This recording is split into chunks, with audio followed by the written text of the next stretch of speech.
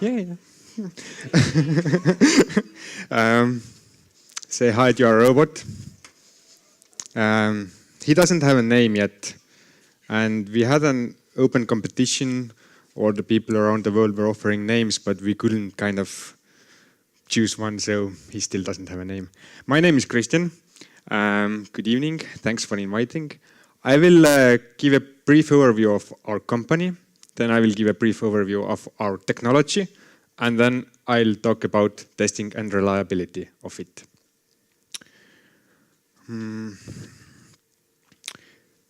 The company, the idea was started about 3 years ago, where two of the Skype co-founders, Jaanus Friis and Ahti Einla, met in London to do another business together. And they were kind of thinking, what would be something huge, something where robots could replace humans, something that we could automate. And they had two main ideas. One was a personal cleaning robot, which would clean everything at your home. Kind of seems decent, like everyone would like to own that. Another one was delivery, logistics, on-demand, last-mile delivery. So it's a huge, huge market. Lots of people are doing shopping trips. There are tens of millions of packages delivered every day in London, for example. And it's mainly done by people, and especially on-demand, last-mile delivery. And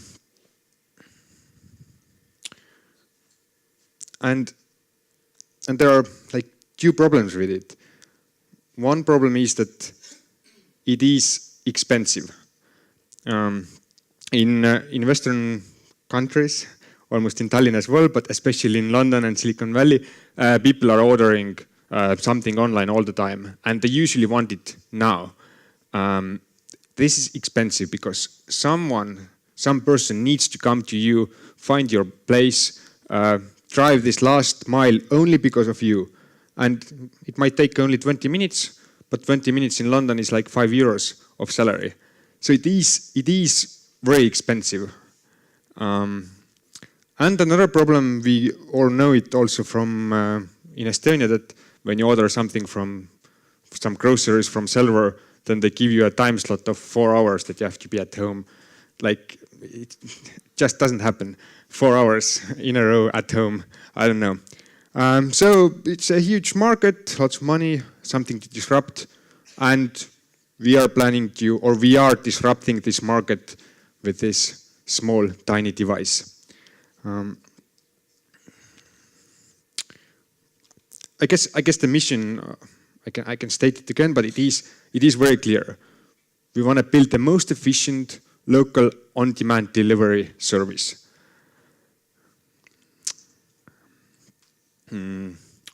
Couple of months, so it was founded about 2.5 years ago. We have now already 140 employees. I joined about a year and a half ago, and I was employee number 21. Now, a year and a half later, we have another 120 employees there. About like 40 of them are engineers, and the rest of them is like driving the robots and scaling the productions and clients and so on. We can be sure that at the moment we are the leaders of the industry. So there are about 10 competitors, but they are probably a year or two behind. I guess what's most important that it's not that we are planning to do it. We are doing it at the moment. We have more than 100 robots delivering packages every day in 7 places in the world. We are driving around in Silicon Valley, in Washington, in America, in London, in Germany, in Switzerland. Like every day, lots of these small guys, they're going out and serving our businesses who are serving their clients. And every day they're delivering fast food, flowers, packages, all the stuff. And yeah, I guess I guess that's the summary of it. We have 120 robots. They have driven 50,000 kilometers. It's 1.5 times around the world already. And we have been kind of testing in various cities, and we have seen lots of people, because usually we are in busy environments where there is like lots of stuff going on around you. And these are our partners with who we are doing the testing at the moment. So you can see different kind of names there, like we are delivering pizzas, and there was flowers, some were flowers. We had an event on Mother's Day, and so on. So it is a general service for delivering stuff from point A to point B.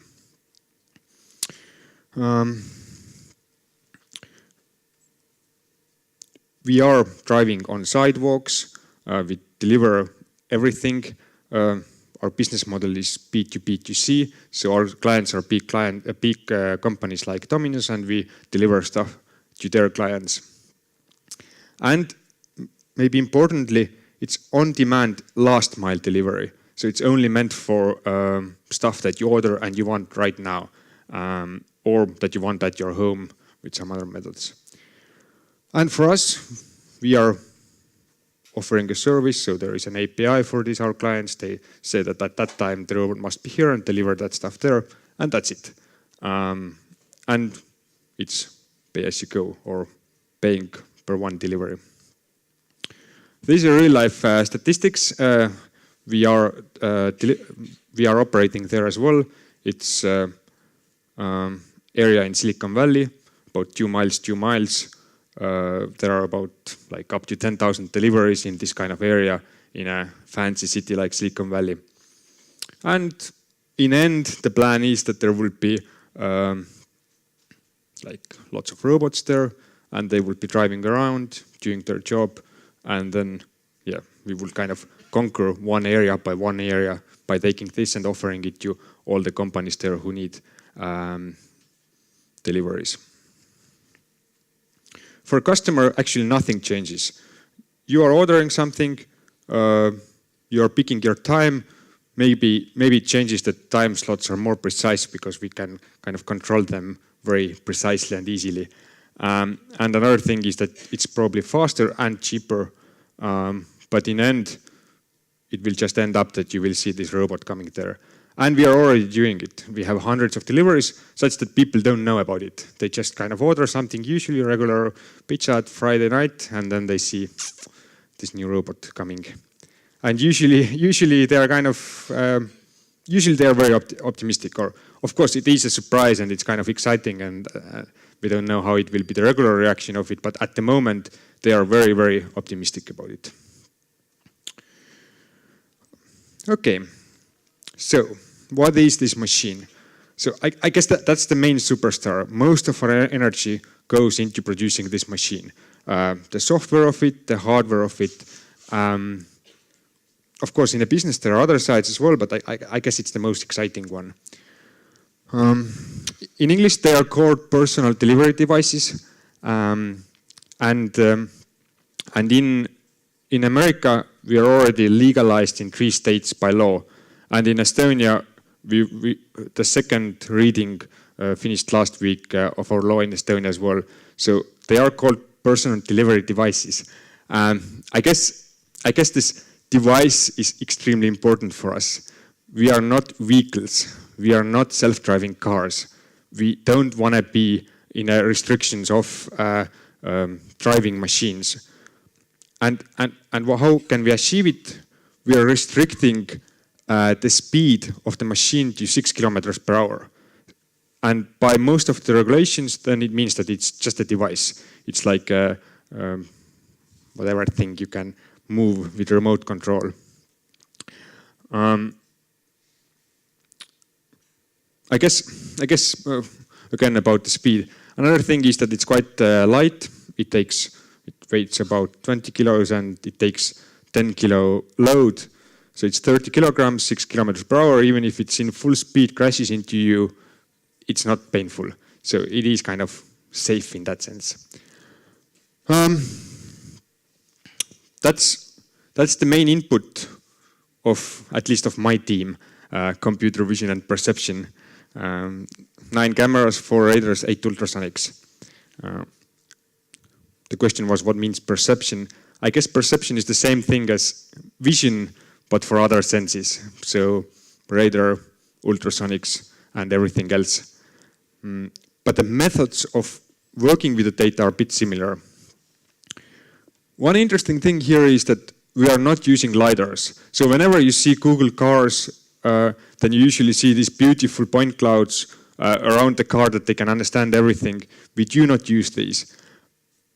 One of the most important kind of thing in building this machine is the cost. As the delivery as like on-demand local delivery, there is no luxury service of delivery. It's from point A to point B. So everything must be as cheap as possible. And all these things, one camera costs like 10 euros, one radar 20 euros, one ultrasonic 5 euros. So the price range is about maximum 20 euros. And the full cost of the robot is at the moment already like 6,000, but we wanted to drop down a lot. So everything is kind of low budget. With this low budget, we have to still make miracles in software.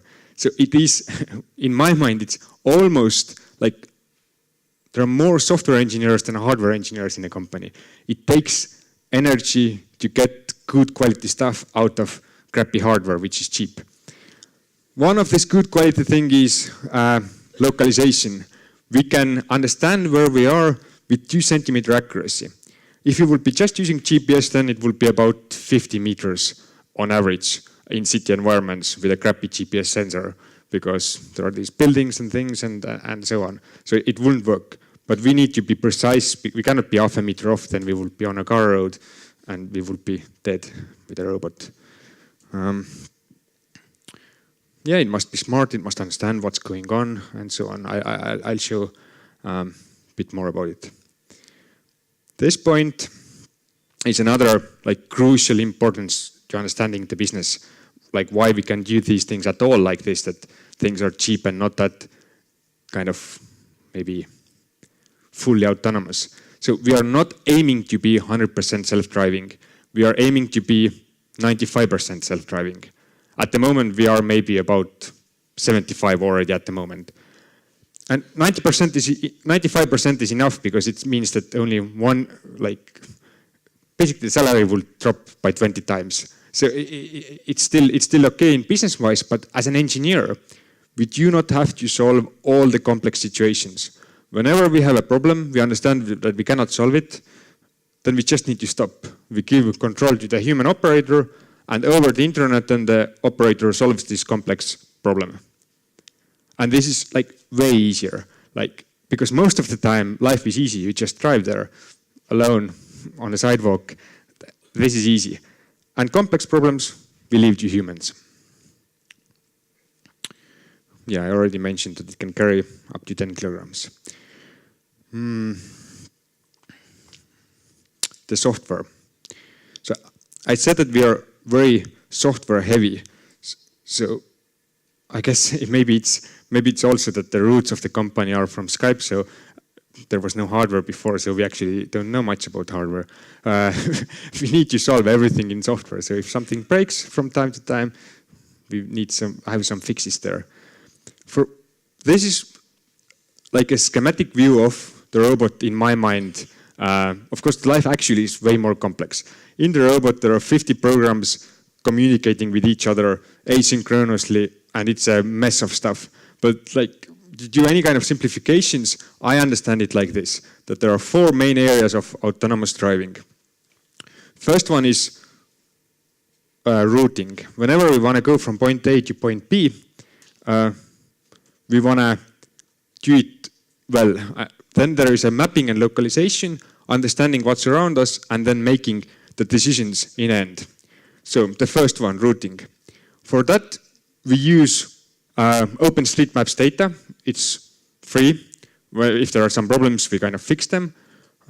And from that data, we use everything we can to predict where it will be faster to drive, safer to drive. And this kind of data-driven prediction and understanding, it goes in every layer.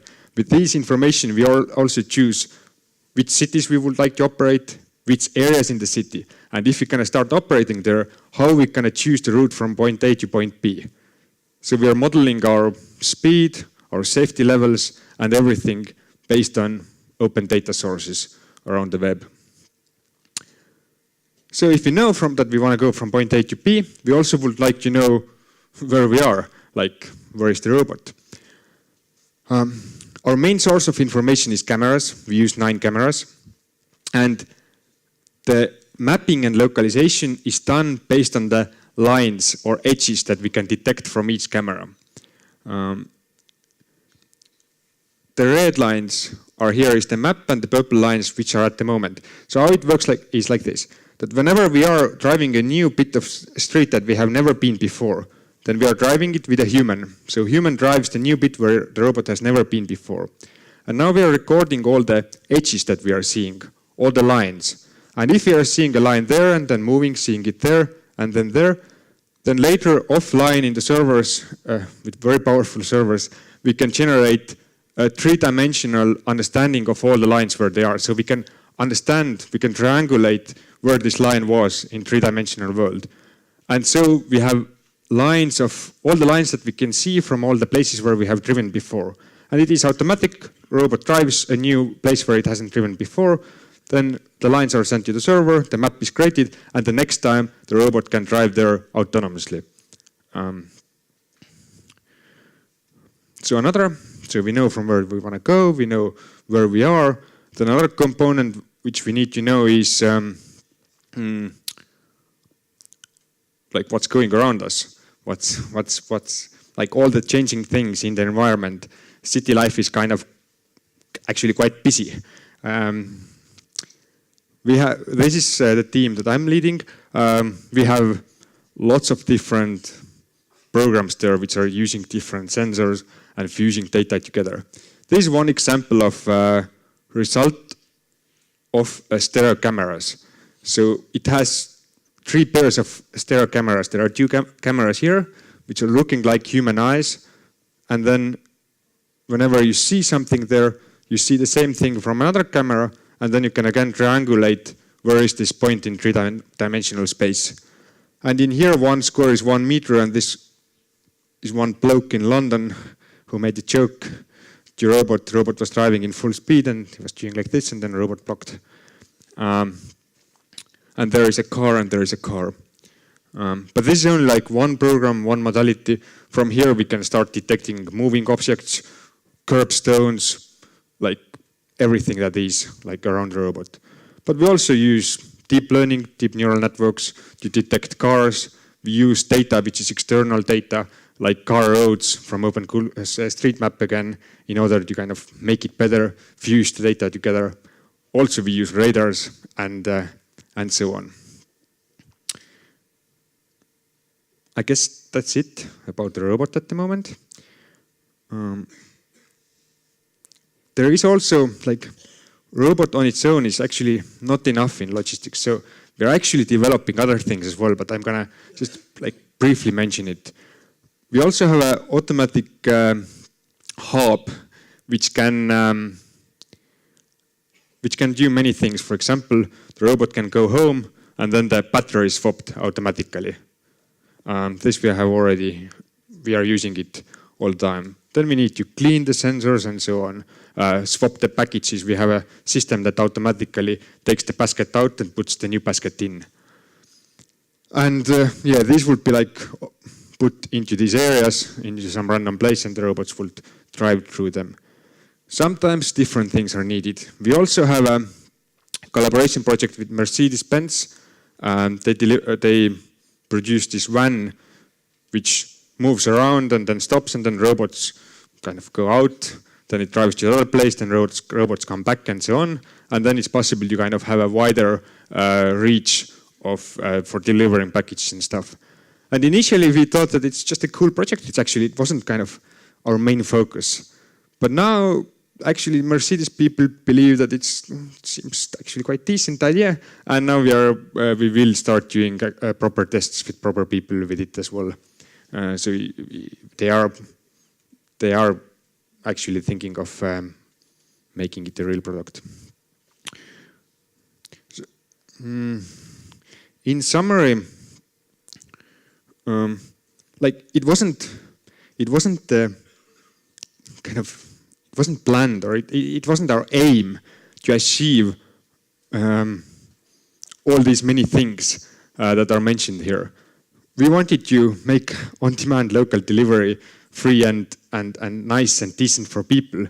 But actually, while doing it, then we also realized that lots of people were interested in us and kind of started giving us prices of kind of, I don't know, reducing pollution or being eco-friendly or reducing the noise in the environment or reducing some kind of, or increasing the quality of senior citizens who cannot do shopping themselves. And then local businesses started to be really happy because they cannot compete with Amazon otherwise. But if there are already robots driving around, then they can compete again. So it seems that like somehow it happened that lots of different subgroups were really happy about it.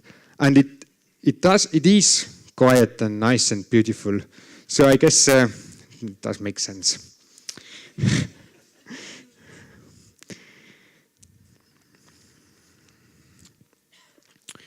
A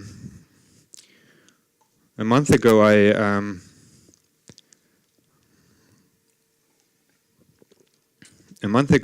I submitted my PhD thesis in computer science. So I've studied computer science a bit. Before joining to Starship, I was working in London, and these were the things that I studied, and I used all of them. Like the stuff that you do and you do well, unit tests, code coverage, integration tests, pair programming, pull request reviews, and so on. And I was invited to come to Starship. These important machines, 100 of them working, like driving around, seems like they must be well tested, they must be reliable. We are doing nothing of it, completely zero. We have, we don't have unit tests. I mean, some people do have them sometimes when they develop stuff, but I mean, there is nothing like, we have a continuous integration, we have a one master branch in Git, everyone commits everything into there, we don't have any other branches, we have a continuous integration, it will be on all the robots the next day, but there is no unit tests there. There is no test coverage, and so on. It was a huge shock for me. And especially, I had, like, no one has never built self-driving machines before, so I didn't have experience in building them. And it was hard kind of coping. Actually, we don't have documentation either. So,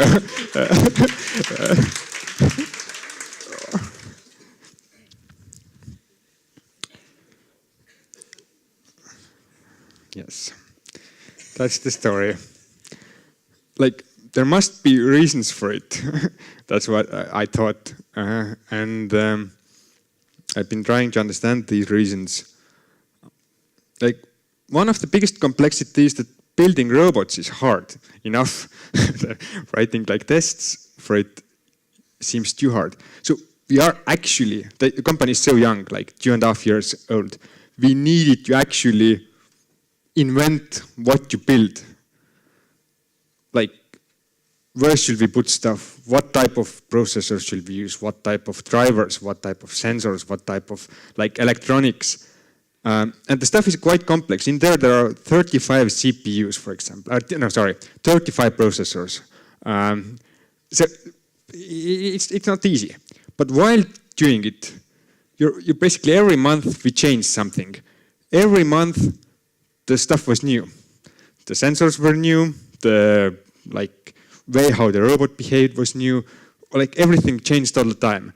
And it's just writing your code and then someone tells, oh, this kind of, we don't have this camera anymore. Okay, delete, again, starting again. It just didn't make sense. Maybe it just took lots of time. And I guess understanding like where to put your cameras, can you do it at all with cameras? Should you have 3 wheels or 2 wheels on one side? Like, like testing all these things out with all the constraints that you know that you must want to produce millions of them such that they will be only 3,000 euros. Like it took time. It's an iteration of learning and changing the hardware and also understanding what might work and what cannot work.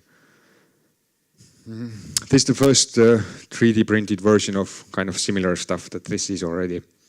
And like, we had other problems there, like wheels came out, like usually. In the beginning we were only able to drive like 100 meters, then something like crashed, some kind of wheel came out or whatever. Something was burning or it was hard. And this is the evolution of the robots that we had, like testing different platforms, different kind of yeah, as I mentioned, servers and how do you set up the communication between programs and how do you do the driving of actually stuff and batteries and so on. Yeah, I guess that's one reason. The underlying hardware changes too frequently. In here we are in stealth mode.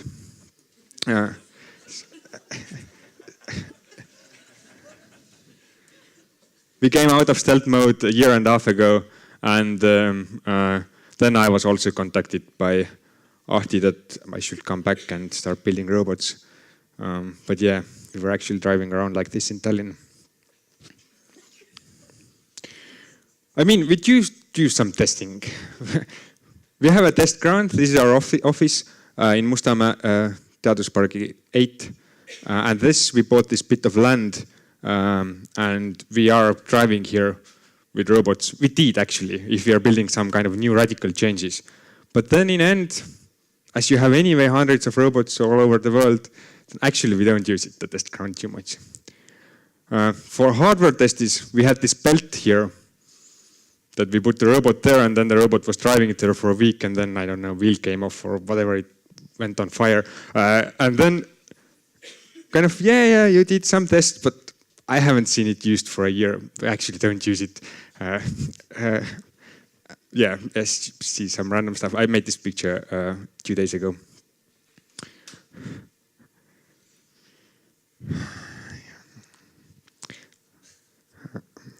So, I already mentioned it. It's a luxury of having 100 robots driving around in all the world, gathering data constantly, and being updated all the time whenever we need it. It makes it possible to do extremely rapid learning and development. And like, of course, there are like, I am an engineer of building software, like making it self-driving, making it smart. But there are also other issues that we want to test. We want to test how people react to it, what are different laws, is it okay business-wise to do it, in which areas it is good to do it. So all this needs to be tested anyway. Like, we don't know. No one has built self-driving things to public spaces, so we need to test it out. So this must be done anyway, and so like, why not use it in our process of software development? So how do we do it? How do we actually then solve it?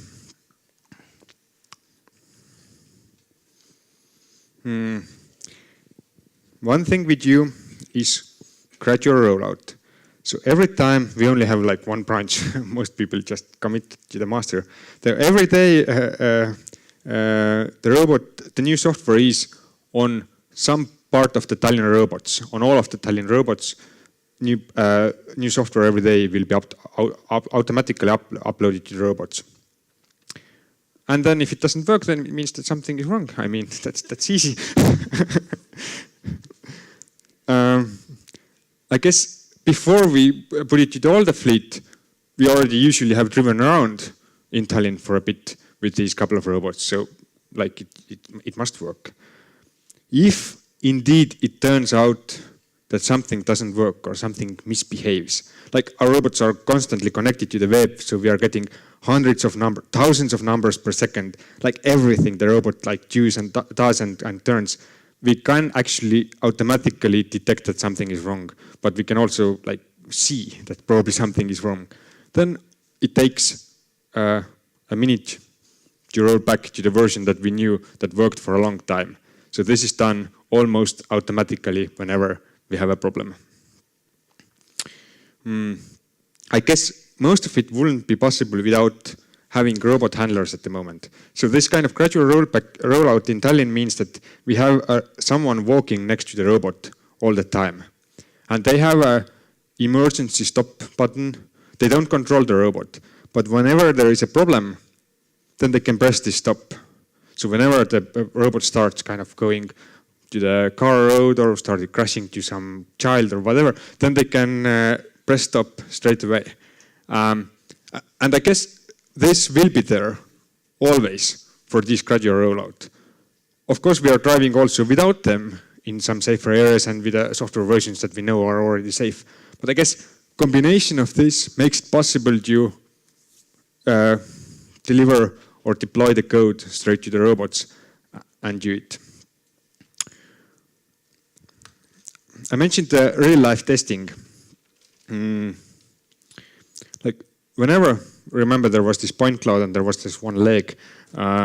One guy in London put the leg there and then the robot stopped. Whenever something important happens, we are saving a bit of data, like 2 seconds of data that robot is gathering. We cannot do it all the time because the robot is producing about 100 megabytes per second. So we couldn't kind of handle the data. We cannot even upload it via Wi-Fi when we arrive back to the home. But about 0.1% of the time, whenever something interesting happens, we are saving these couple of seconds of raw data. And we have tens of terabytes of it. And we are annotating them by humans. So for example, if we are developing this thing that whether there is something in front of the robot, we have at the moment about 40,000 these cases. And these are annotated by hand that yes, there was something in there. No, actually, there was no obstacles. You shouldn't have stopped. And then if we have these cases in the server, we can now start doing optimizing the code offline. We can change something and check whether the system is now better or worse.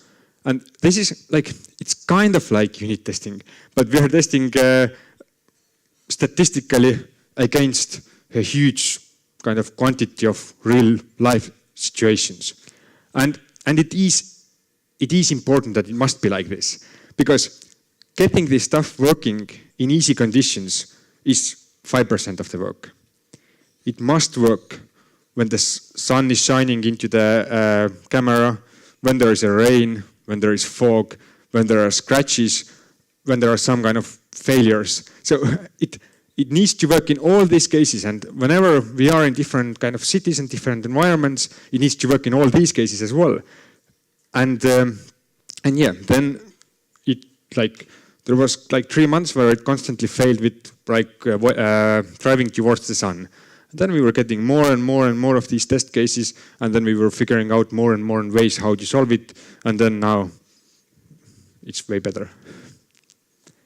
So I guess this is hugely important. We are doing data-driven development. We have terabytes of data. Whenever we do something, we test against it. We can see in which cases it failed. I can check the 1,000 cases where this kind of algorithm doesn't kind of detect it. Then I can do the changes and find it out. What else do we have? We have each developer is responsible for its software to report if the incoming data seems faulty.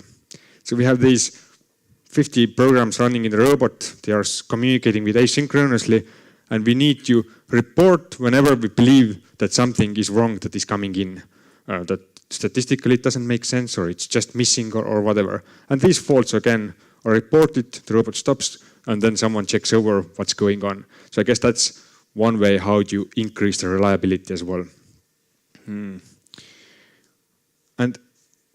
And there are actually more like fancier systems there as well. In the motor controllers, there is a system that pings to the main computer, and whenever the main computer is not up anymore, then the motors stop. So there are kind of these tricks and things which are almost low-level checks in order to increase the reliability. That's it. Oh no! One more thing. I guess the robots must be smart. That's for sure. They need to understand the environment. They must be kind of driving themselves 95% of the time. And I had this slide where what I assumed that we are doing there, all the unit tests and pull request reviews and so on. I assumed that these are needed for it when I joined the Starship. But we are maybe not there yet. I think we will start, I hope we will start using these things. But there is something like more important, I guess. If you're building self-driving machines, like no one has ever done it. We don't have stuff driving around in public spaces. If we want to be first doing something so complex, the most important thing is not reliability, it's learning. We need to figure out how to do it at all. And I guess it's the life of many startups that like quick learning, quick iterations, that's the most important thing. Thank you.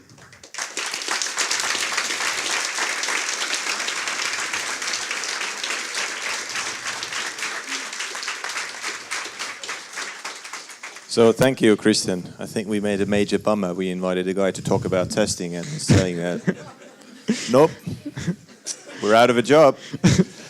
So, questions? Oh dear. No. Well, we start from the... Oh, thank you. So my first question is, have you had to deal with crazy people already? Because I can imagine people thinking the government is on to us, or the aliens are coming, or vandals also, yeah. Yeah, a very good question. No, actually not too many crazy people. The craziest people have been in London.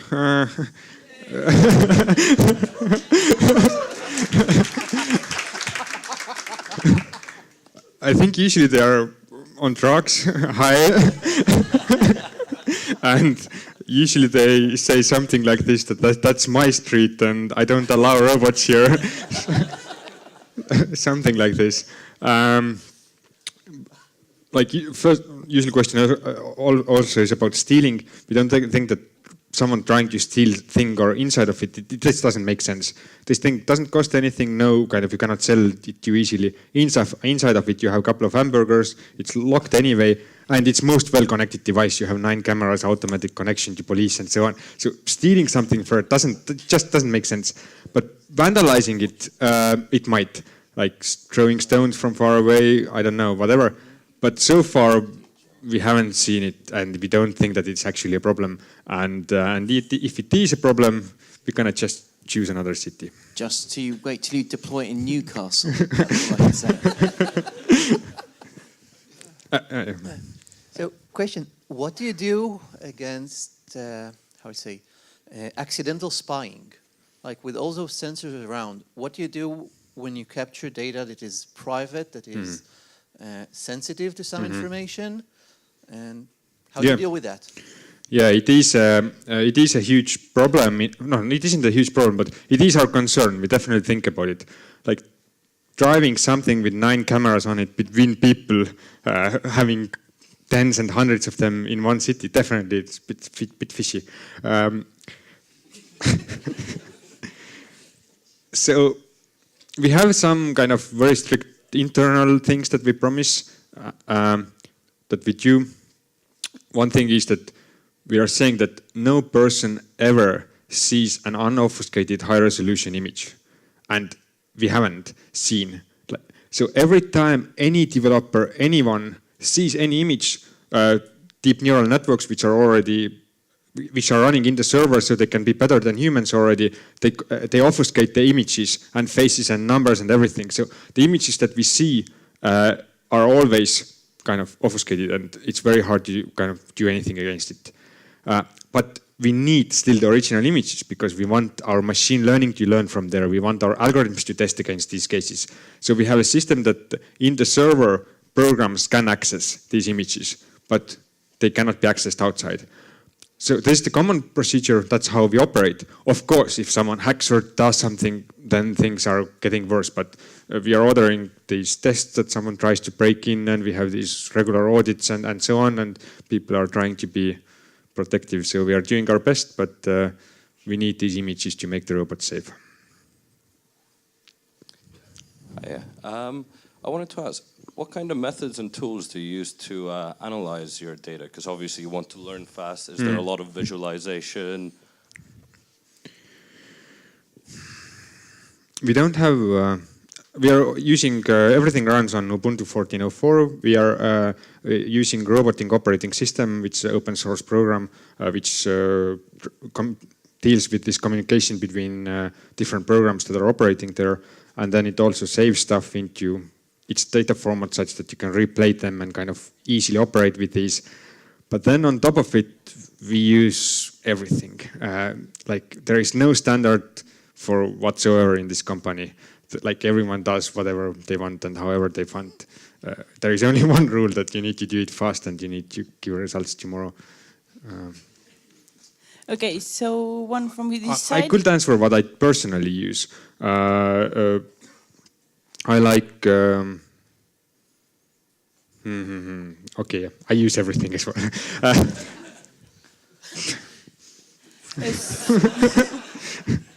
So the question, what does a person need to do to be able to take a robot for a walk? As you said, they are being walked a lot. You have to send the CV to someone in the company, I don't remember. But the job ad is there, a robot walker. So you can do it in different cities and countries as well. So you can choose your place. Yeah.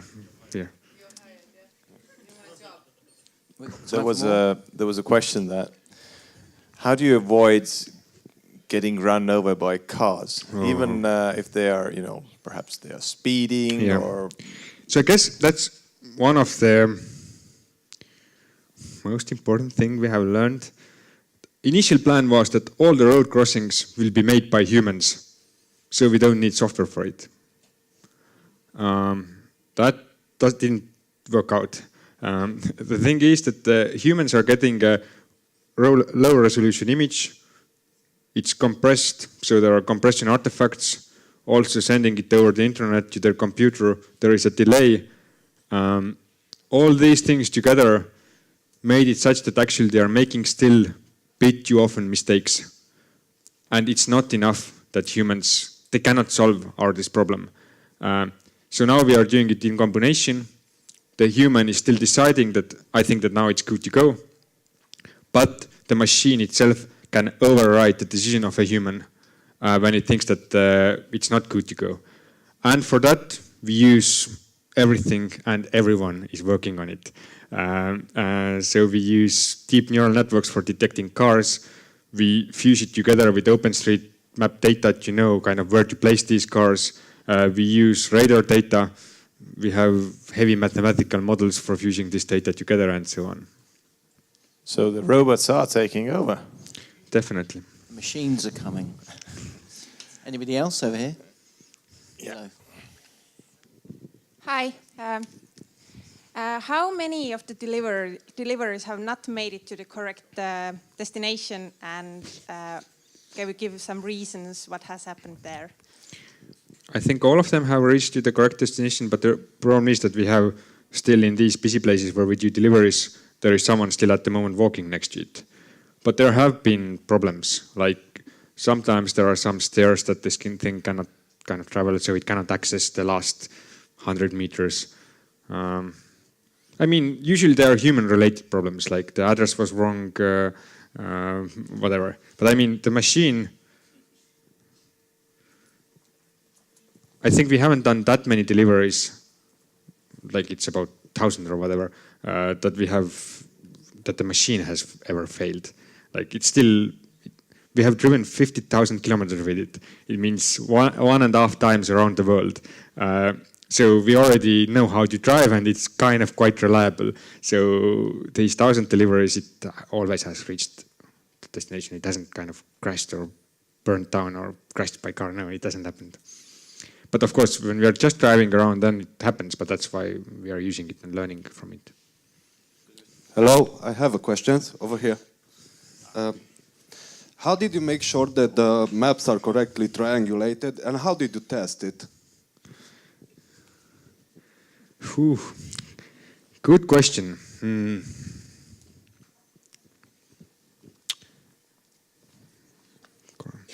Testing it is rather complex, and it's one of the most problematic situation is that robot thinks extremely well where it is, and it is very confident about, but actually it's completely wrong.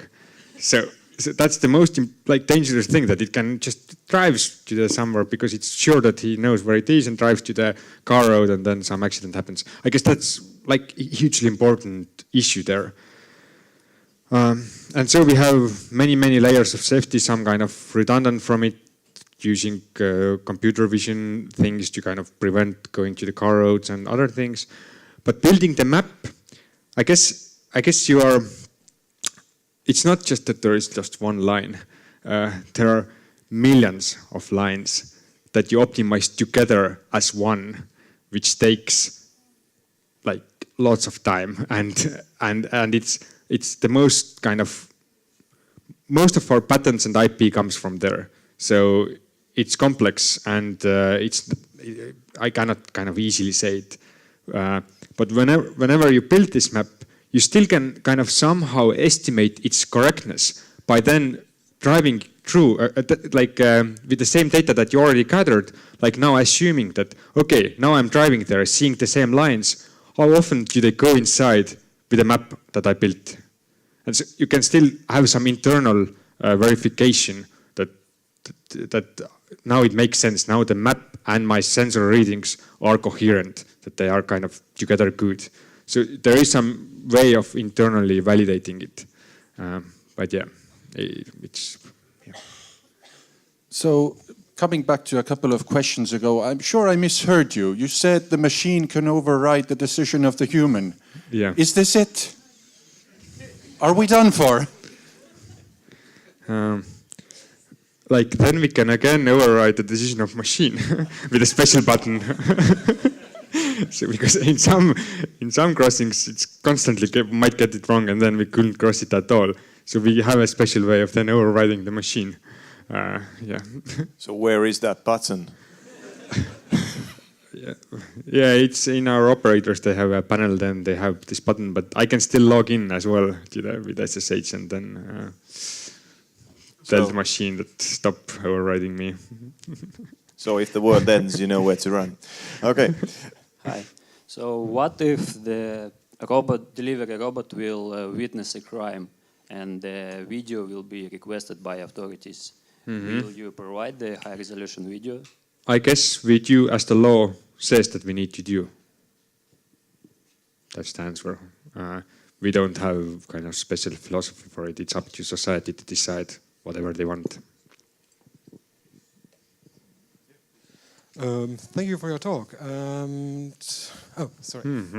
Thanks. I really like that you're using open source software, but remembering the Heartbleed thingy for a couple of years ago and the left padding in Node.js, do you have any things or measurements to check if your dependencies you're taking in having some problems?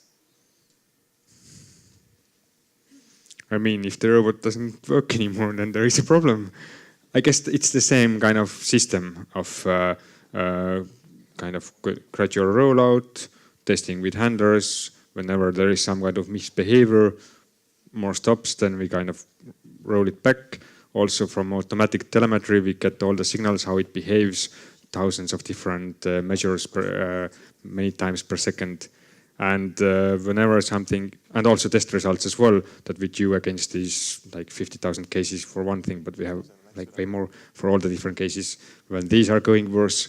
So I mean, I guess that's exactly as it was in my talk. I guess it doesn't matter whether some external person does a bug or we are doing bug in our code. So yeah. Okay, we're taking about 4 more questions.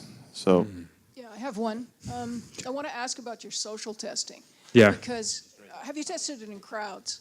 I'm picturing a London rush hour crowd struggling with a robot or perhaps multiple robots in the middle, people trying to get past, all of that. Yes, we have driven in the main Oxford Street in London and everywhere, but I guess and it does work a bit. It's kind of decently works there, but I guess it's maybe not that important because not too many people actually live in these most busy streets. 95% of people live elsewhere, and we are serving actually them.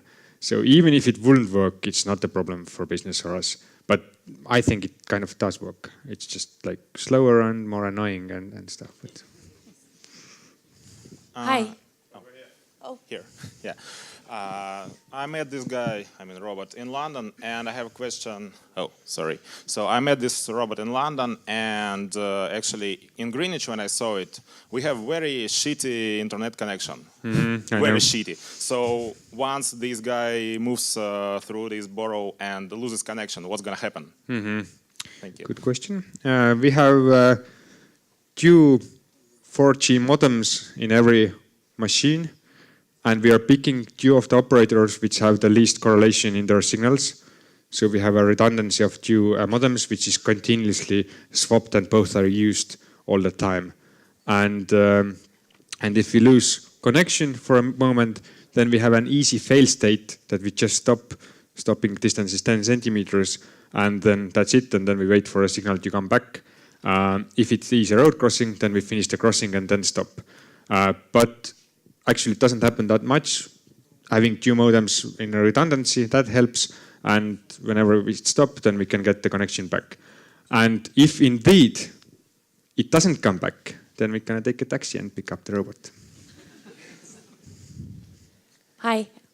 Do you think that you're reinventing the wheel a bit with this? So Tesla and Google and stuff like that, they're doing self-driving cars, and you would have been able to reuse a lot of that technology by partnering with them. Do you think there's a need for you to build your own software instead of piggybacking? Yes, definitely. There is. First of all, they wouldn't give us the software. It just doesn't work like that. Secondly, we have completely different aims and completely different hardware and completely different requirements. They need to do it 90 kilometers per hour, detecting other things 90 kilometers per hour. They cannot give over the control last minute to the human. So that's why their sensors and things are way more expensive. Google car, only one type of sensor costs about 30,000 euros. Our full robot is aiming to cost 3,000. So it's not one order of magnitude difference, but it's 2 orders of magnitude difference, the sensor input, and also the needs and everything. But also, even if it would be the same, they wouldn't just give it to us either. So we still need to do it ourselves. Yeah, question. What if some government agency would come with a cooperation offer to you that let's improve homeland security and better surveillance? I guess for our public relations, it's better to say no as long as possible. But again, it's up to a law and people of that country to decide. I think, Dan, last question? Oh, this gentleman. I think I have a good question. What about self-destruct? Pardon? What about self-destruct mechanism? If I want to steal it, in correlation to the question that was asked, I'm some country's agency, I steal it for engineering or something. How about that? I'm not sure whether there is some kind of self-destruct there, but it's not that easy. And what if you have a bug in self-destruct system and it self-destructs accidentally because we don't have unit tests? I mean,